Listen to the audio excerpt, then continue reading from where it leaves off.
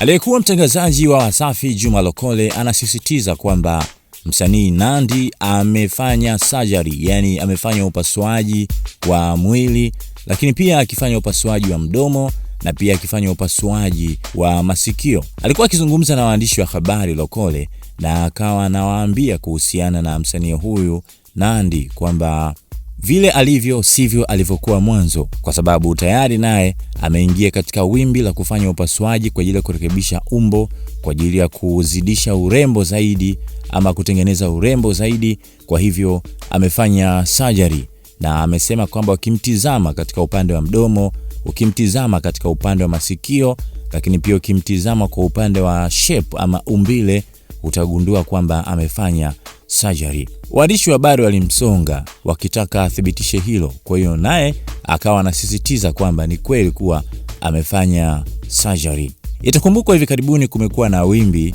la wanawake, wasichana, mabinti ambao wamekuwa wakitumia gharama kwa ajili ya kurekebisha maumbile yao. Wao wanadai kwamba inawapa kujiamini zaidi.